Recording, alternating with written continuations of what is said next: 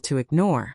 3 weeks earlier, a business magazine had published a feature calling me one of the most influential luxury hotel developers in the country. There were photographs, interviews, a video tour of my penthouse in Singapore. And apparently, according to the article, my company was now valued at nearly $400 million. That article changed everything. Before that, I had been invisible. After that, I became family again. Funny how money repairs selective memory. Well, Aunt Celeste said carefully, aren't you going to invite us inside? I looked at her for a long moment.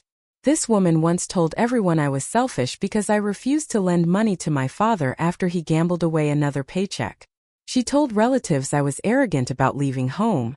She told my cousins I thought I was better than everyone. When my mother died 3 years later, she forgot to tell me about the funeral until after it happened. And now she wanted to admire my house. I smiled. No, I said. Her face froze. Uncle Raymond blinked. What? You heard me. Evelyn, grandmother warned softly. No, Grandma. The words came sharper than I intended. But once they escaped, years of buried anger followed. You all spent 12 years teaching me I was not part of this family. You don't get to arrive at my front door pretending none of that happened. Natalie folded her arms. We came here to reconnect. I laughed. Actually, I laughed.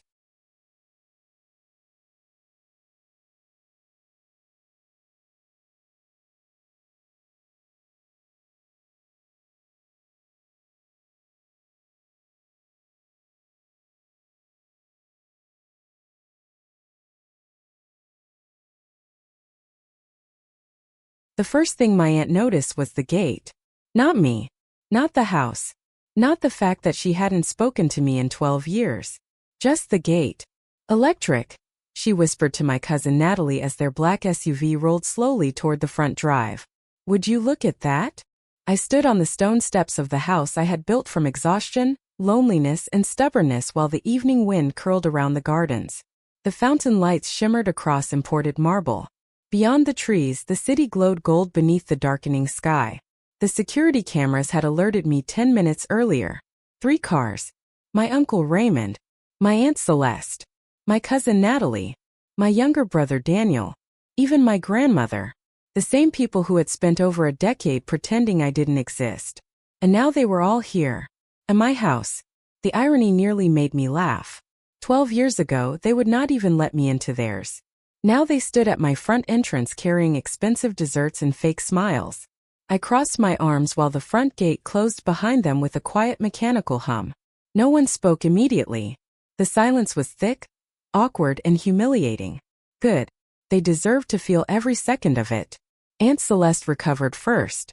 Evelyn, she said brightly, as if we had brunch together every month. Look at you. I raised an eyebrow. I am looking at me, I replied. Her smile twitched. Uncle Raymond stepped forward. We were in the neighborhood, he lied instantly. I looked around at the private hillside estate district where homes started at $8 million. Really? I asked. You suddenly started spending time in neighborhoods with private aviation access?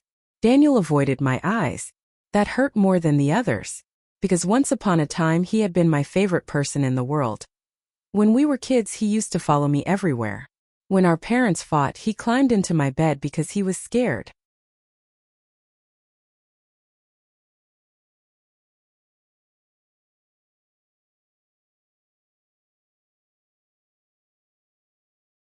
Reconnect. My voice echoed across the stone courtyard.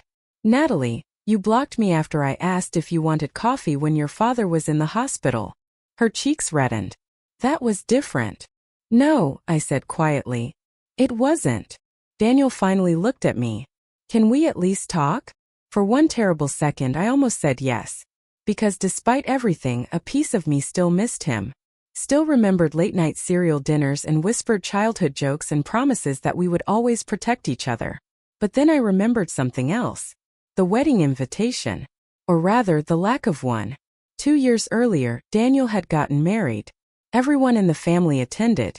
Everyone except me. I found out through social media photos. A stranger posted a picture captioned, "Family Forever."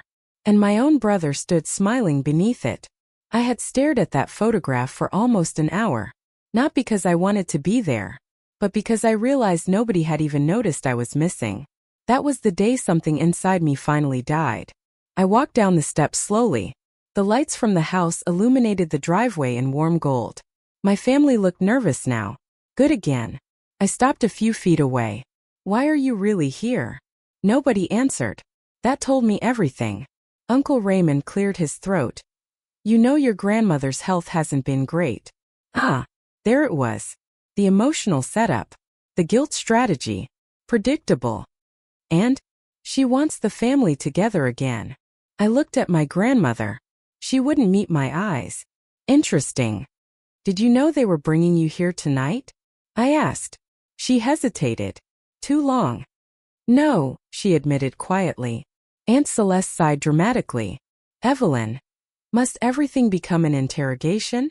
When liars arrive at my house unexpectedly? Yes. Daniel stepped forward. Okay, fine. We need help. There it was. Finally. The truth. I leaned against the stone railing. What kind of help? Nobody spoke. Then Natalie muttered. Dad's company is collapsing. Uncle Raymond shot her an angry look. Too late. Now everything made sense.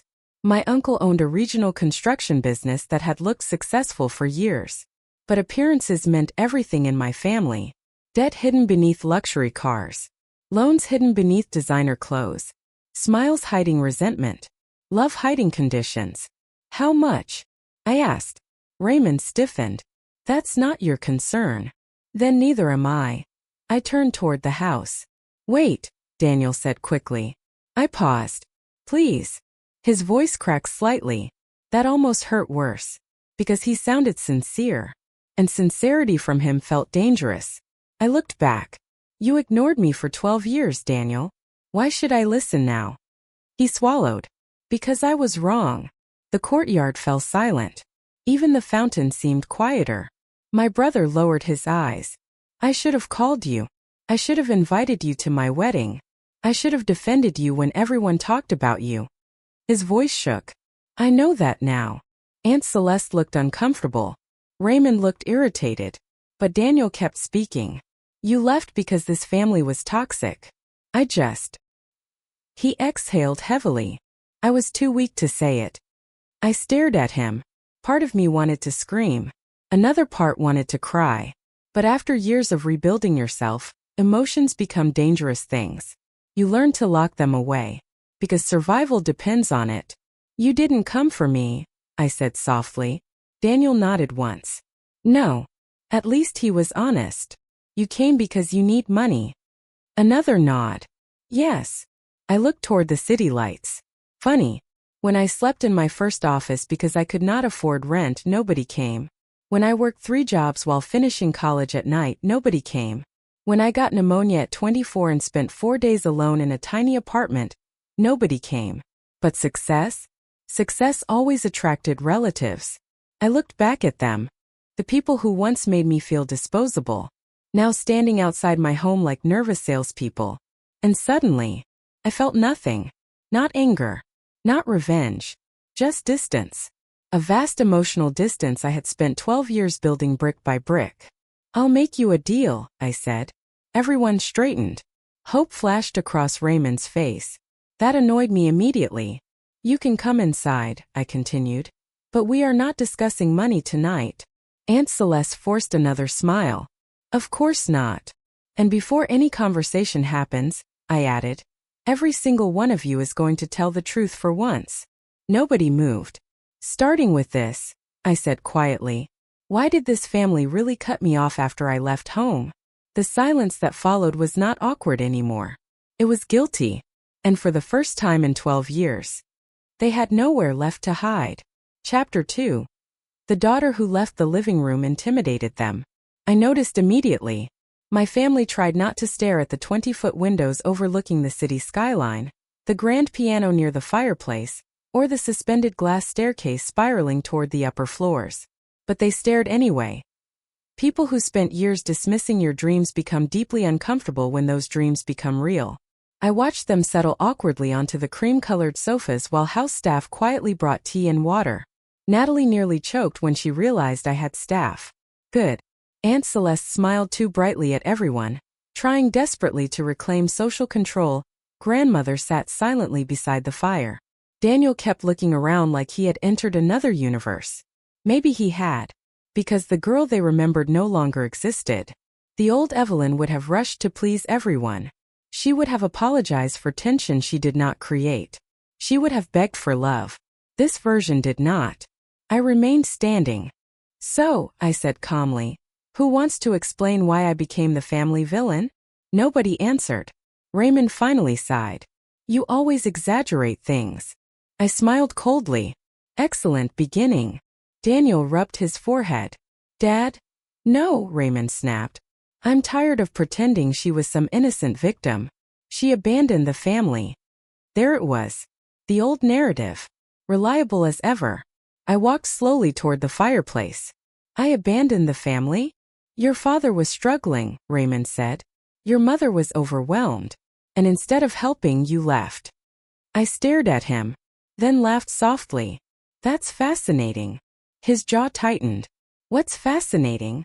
The way all of you rewrite history so you can sleep at night. Celeste crossed her arms. Your father loved you. That sentence nearly made me angry enough to shake. Instead, I sat down opposite them. Do you remember the night he broke my bedroom door? Silence. Do you remember him throwing a glass at Mom because she hid his casino debt letters? Nobody spoke.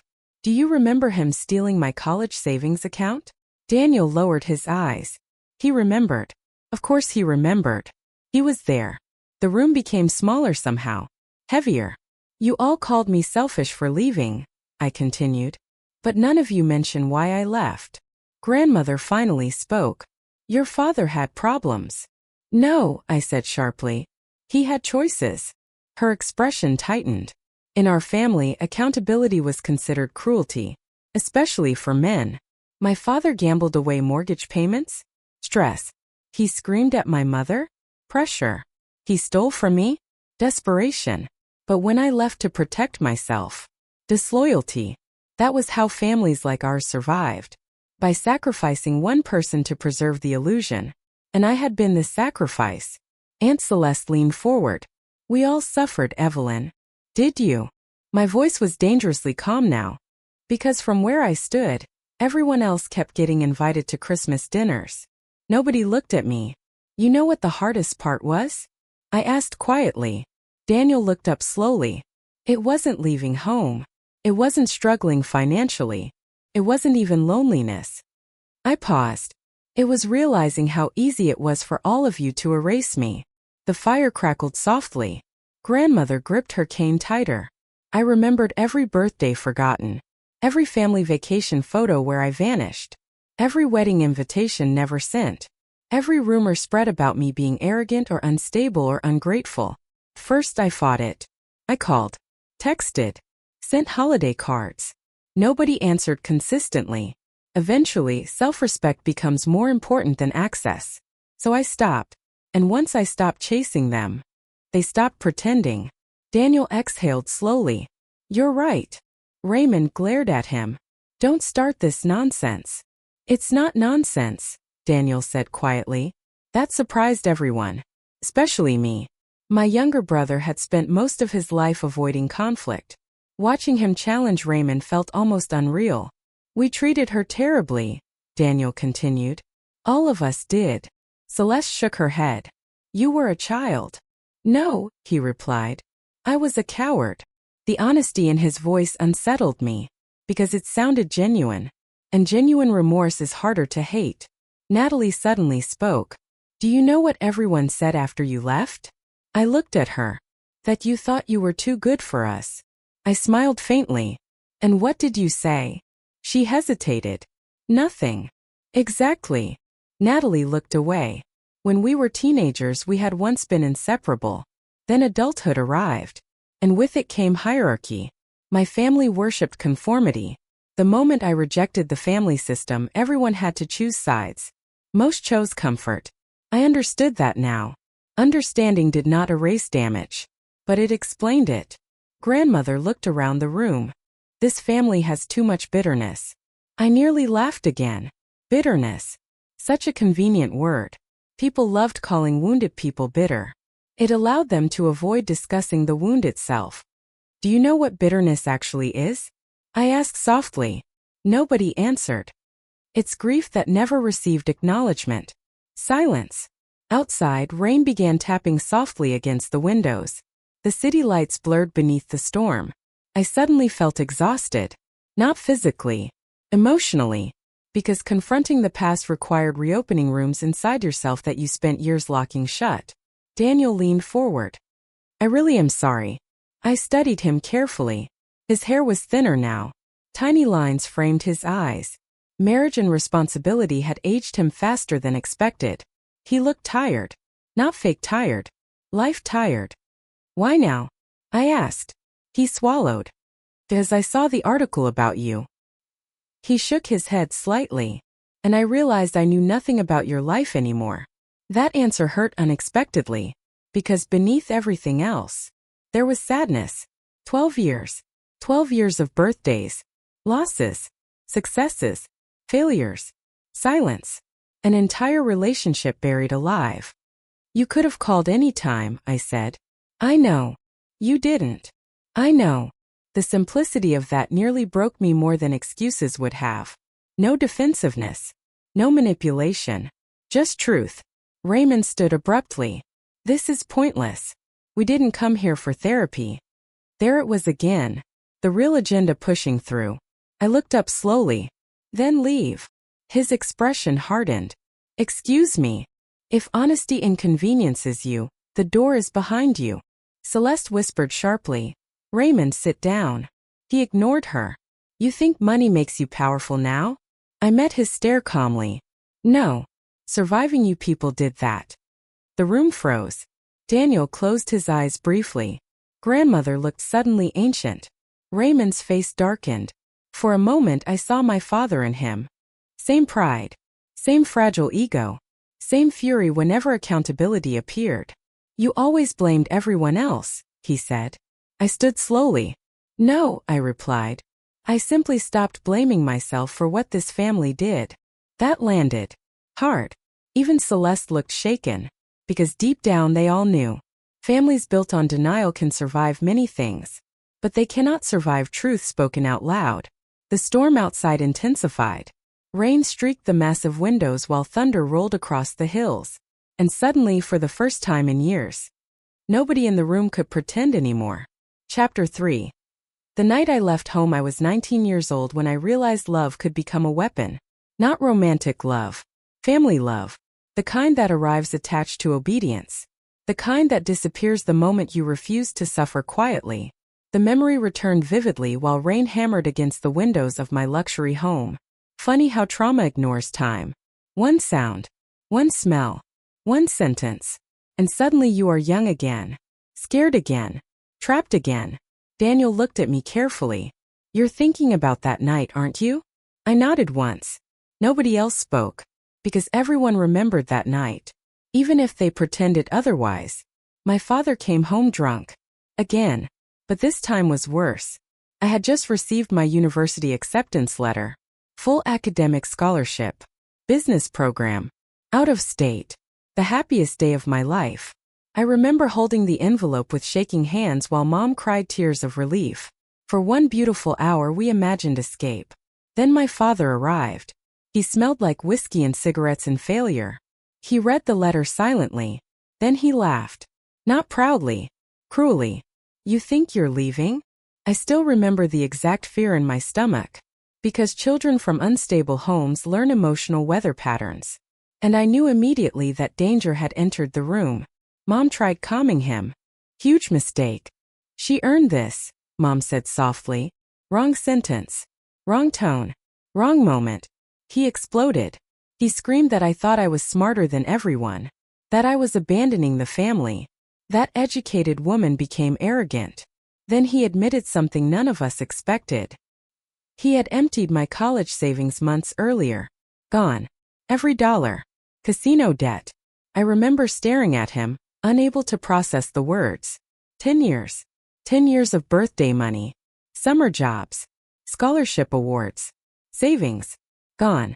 And he looked angry at me for reacting. That was the moment something shifted permanently inside me. Not because of the money, because of the betrayal. Children can survive poverty. What destroys them is realizing the people meant to protect them are consuming them instead. I stood there shaking. My father stepped closer. "You belong here," he said. I still hear those words sometimes. Not because they were loving, because they were possessive. Belong. Like property. Like sacrifice. I told him I was leaving anyway, and he slapped me. The room went silent.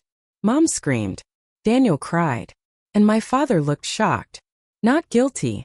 Just shocked that I had forced him to reveal himself completely. That was the strange thing about abusive people.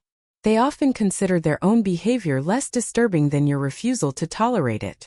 I went to my room, packed 2 duffel bags. I walked out. Nobody stopped me. That part mattered. People always imagine dramatic scenes. Begging. Apologies. Tears. But real family fractures often happen quietly. Like emotional earthquakes. Everyone freezes while the structure collapses. Mom stood in the hallway crying.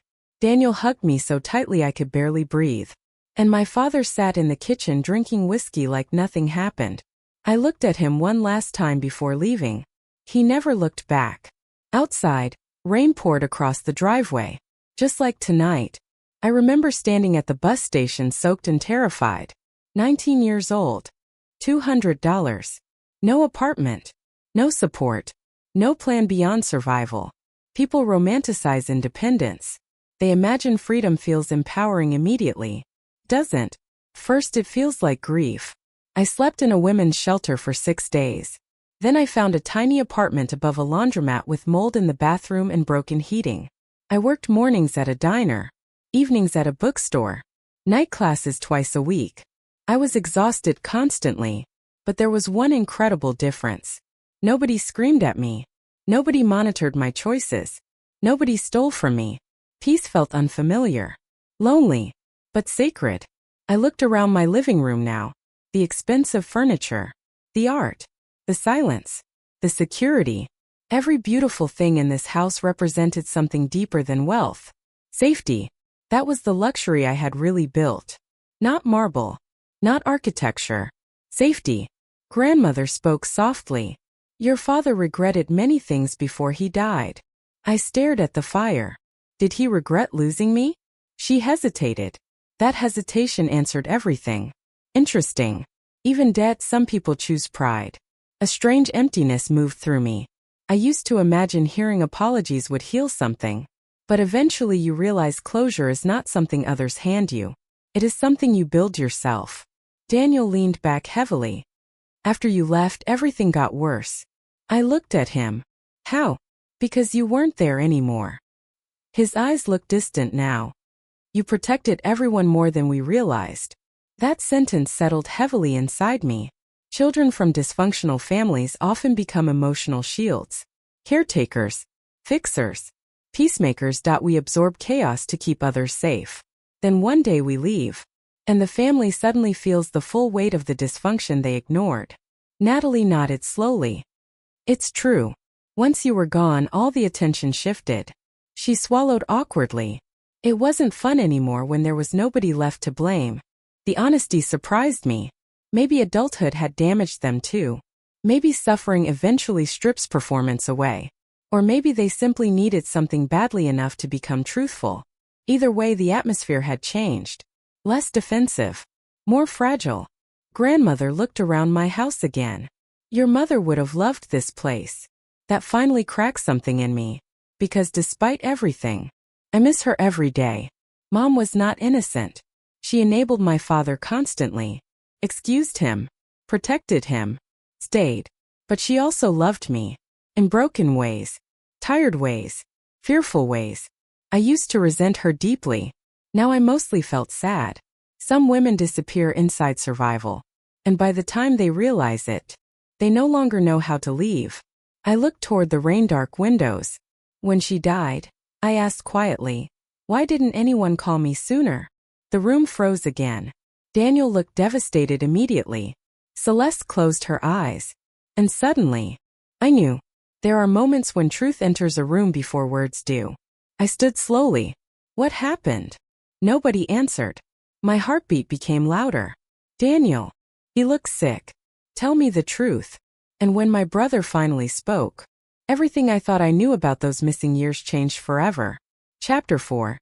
The funeral I never attended. Mom tried to contact you before she died. Daniel's voice barely rose above the rain. The room tilted slightly. I stared at him. What? He looked miserable. She tried for months. My chest tightened. No, I said immediately. That's impossible. Because I would have answered. No matter how complicated our relationship became, I would have answered my mother. Always. Daniel rubbed his face slowly. Dad intercepted the letters. Silence. The kind that changes lives. I felt cold suddenly. Very cold. Letters. He nodded. She wrote to you constantly after the diagnosis. Diagnosis? The word echoed strangely. Nobody told me she was sick either. All I knew was that she died unexpectedly. A short phone call from Celeste 3 days after the funeral. Your mother passed. We assumed you wouldn't come. That was it. No details. No discussion. No chance. I remembered sitting alone in my apartment after that call, staring at the wall for hours. Not crying. Just numb. Because grief without information feels unreal. Like mourning a rumor. Now Daniel sat across from me looking shattered. She had ovarian cancer, he whispered. I closed my eyes. The pain arrived instantly. Sharp. Animal. Nobody moved. Nobody dared. How long? I asked. Almost 2 years. 2 years. For 2 years my mother was dying, while I continued building a life believing she simply didn't care enough to reach me. I opened my eyes slowly. You knew. Daniel nodded. Near the end. Anger surged through me so violently I had to grip the armrest. And you said nothing? His eyes filled immediately. I tried. Tried. Dad controlled everything after she got sick. He became paranoid. Angry all the time. Daniel's voice cracked. He blamed you for leaving. He blamed her for missing you. The room blurred slightly. Grandmother whispered. Your father was not himself anymore. I turned toward her sharply. When exactly was he himself? Nobody answered. Because there was no answer. My father spent most of his life consuming the people around him. Illness had simply stripped away whatever restraint remained. Daniel looked devastated. Mom wanted to see you before the end. That sentence destroyed me. Completely. I stood abruptly and walked toward the windows because suddenly breathing felt difficult. Below the hillside, rain swallowed the city lights. Somewhere behind me, my family sat in uncomfortable silence while 12 years of buried grief cracked open inside me. All this time, I believed she abandoned me too. I told myself she chose him. Choose fear. Choose silence. Maybe she had. But she also tried. And I never knew. I pressed trembling fingers against the glass. Memories flooded violently. Mom taught me how to braid my hair. Mom slipping extra fries onto my plate after bad school days. Mom was crying quietly in the laundry room because she thought nobody could hear. Mom whispered, "You deserve better than this house." When I was 16. And now she is gone. Gone before either of us got the chance to repair anything. Some wounds never fully heal because time itself is stolen. I heard footsteps behind me. Daniel. Of course. He stopped several feet away. I'm sorry, he whispered. I laughed bitterly through tears. You keep saying that like it fixes anything. I know it doesn't. I turned toward him. Did she suffer? His face collapsed. Yes. Honest again. Always the painful honesty now. Did she ask for me? He nodded slowly. Every day near the end. I covered my mouth. For years I survived by convincing myself distance was mutual. That my family discarded me and I discarded them. Clean. Simple. Necessary. But life rarely respects clean emotional narratives. Now guilt arrived. Heavy and vicious. What if I had tried harder? What if I visited unexpectedly? What if I ignored pride? What if? The cruelest phrase in existence. Daniel looked equally broken. She made me promise something before she died. I stared at him. What? He swallowed hard. She said one day you'd become successful. She said you were the strongest person she'd ever known. A shaky breath escaped him. And she made me promise not to let the family destroy you if you ever came back. I felt tears slide down my face before realizing I was crying. Because despite all her weakness, my mother saw me. Maybe not perfectly. Maybe not bravely enough. But she saw me. The room remained silent except for rain and distant thunder. Then another voice spoke quietly. There's something else you deserve to know. Natalie. I wiped my face slowly. What now? She looked terrified. Which immediately worried me. Your father didn't just hide the letters. Daniel turned sharply toward her. Natalie. No, she interrupted. She deserves the truth. A terrible feeling spread through me. What did he do? Natalie looked down. He came to your graduation. The room stopped. Completely. I stared at her. What? College graduation, she whispered. He went. Impossible. I would have seen him. Wouldn't I? Natalie shook her head quickly. He stayed in the back. He didn't talk to you. My pulse thundered. I remembered that day vividly. Working full-time. Graduating with honors. No family present. I sat alone afterward eating cheap takeout in my apartment because celebrating by yourself felt pathetic. And all along, my father had been there. Watching. Why? I whispered. Nobody knew. Or nobody wanted to say. Grandmother finally spoke. He was proud of you. I turned toward her slowly. Proud people don't erase their daughters. Her eyes filled with tears. Maybe age finally weakened the family mythology. Maybe she was tired too. Your father was deeply damaged, she said. I exhaled shakily. So was I. That silenced everyone again. Because for the first time perhaps they finally understood something. Children raised in dysfunction do not emerge untouched. Some become cruel. Some become invisible. Some become successful because achievement feels safer than needing love. I became that last version. Every empire I built carried traces of survival. Every contract. Every risk. Every sleepless night.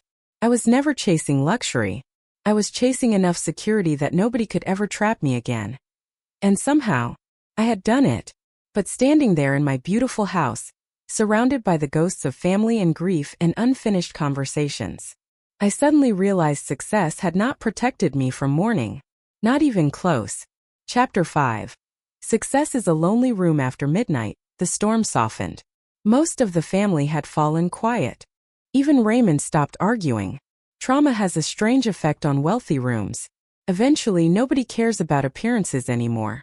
I sat alone in the kitchen while the others remained in the living room speaking softly. The house felt too large suddenly. Too polished.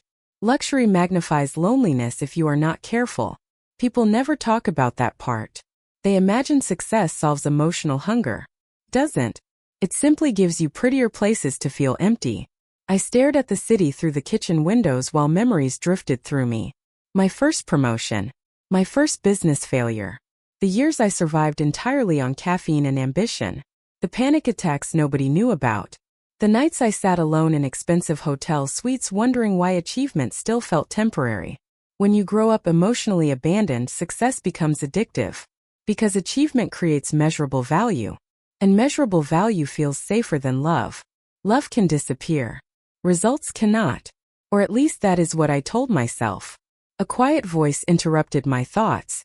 I used to imagine this place constantly. Daniel. He stood near the doorway holding 2 mugs of tea. I accepted one silently. He leaned against the counter awkwardly. For a while neither of us spoke. Then he smiled faintly. You actually did it. Did what? Escaped. I looked down at the steaming tea. Interesting words. Because even now, part of me still felt trapped by the past. Daniel studied the kitchen carefully. Because even now, part of me still felt trapped by the past. Daniel studied the kitchen carefully. You know, Dad used to say you'd fail within a year. I assumed so. Then after 5 years, he started checking your company online in secret. I looked at him sharply. What? Daniel nodded. He never admitted it openly. But he followed everything. A sad smile appeared. Every time your company expanded, he became quieter for days. That complicated things emotionally. I hated that. Because villains are easier to process when they remain simple. But human beings rarely cooperate with emotional simplicity. My father could be abusive and proud, cruel and curious, destructive and ashamed. Complexity did not excuse him, but it made grieving harder. Daniel exhaled slowly. After he died, I found newspaper clippings about your projects hidden in his desk. I closed my eyes briefly. God, why was this hurting so much? Maybe because part of me always wanted his approval despite everything. Children are tragic that way. We keep searching for love from people incapable of giving it properly, even long after logic tells us to stop. Daniel stared into his tea. I envied you, you know. That surprised me. Why? He laughed softly. Because you left. The honesty stunned me. He shrugged. I stayed because it felt easier. Then years passed. He looked exhausted suddenly, and eventually staying became my entire personality. I understood that better than he realized. Families shape survival roles early. Mine made me the rebel. Daniel became the peacekeeper. One role gets exiled. The other gets trapped. Neither wins. Are you happy? I asked quietly. He hesitated too long. Answer enough. What about your wife? His expression darkened slightly. We're struggling. Of course. Children raised around emotional instability often recreate familiar pain without realizing it. Not intentionally, just unconsciously. Until one day they wake up exhausted and wonder why love feels unsafe. Daniel rubbed his forehead. I think I spent most of my life becoming whoever everyone needed me to be. He looked at me carefully. You stopped doing that years ago. No, I corrected softly. I just learned the cost. The kitchen fell quiet again. Then Daniel asked the question I had secretly feared all night. Are you happy? I looked toward the windows. The city shimmered beneath fading rain. My company owned luxury resorts across 3 countries. I had wealth, security, freedom, influence. Everything younger me once imagined would fix life. But happiness? That answer felt more complicated. Sometimes, I admitted. He nodded slowly, like he understood. Because adulthood teaches difficult truths. Success heals certain wounds, but abandonment leaves fingerprints everywhere. In relationships, in ambition, in trust, in silence. I dated very little, worked constantly, avoided emotional dependence. People called me independent. Therapists called it hypervigilance. Different vocabulary. Same loneliness. Daniel suddenly smiled. Mom used to say you'd own hotels one day. That startled me. What? When you were 12, remember? You redesigned that awful roadside motel during vacation. He laughed quietly. You made floor plans on napkins for fun. A memory surfaced unexpectedly. Tiny me sitting in a diner booth sketching imaginary buildings, while Mom encouraged every ridiculous idea. I smiled despite myself. Daniel noticed immediately. There you are, he whispered.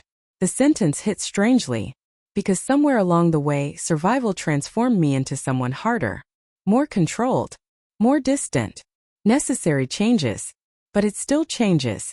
I looked at my brother carefully. Why didn't you fight harder for us? His smile disappeared. Because I was scared if I chose you, I'd lose everyone else too. Brutal honesty again. And painfully believable. Fear maintains dysfunctional systems more effectively than cruelty ever could. Most people do not participate because they are evil. They participate because exclusion terrifies them. I understand that now. Didn't forgive it fully. But I understood it. Footsteps approached. Raymond entered the kitchen. Immediately the atmosphere shifted. Years of tension wrapped around the room again. He looked uncomfortable. Good. We should head home soon, he muttered. I nodded. Then he cleared his throat awkwardly. About the business situation. Ah, there it was. The real reason is returning once more. Daniel closed his eyes briefly. Raymond continued. We're facing bankruptcy. I remained silent. The market collapsed after several contracts failed. He looked older suddenly. I may lose everything. Interesting. For the first time in my life, my uncle sounded frightened. Not arrogant. Not superior. Just afraid. I studied him carefully.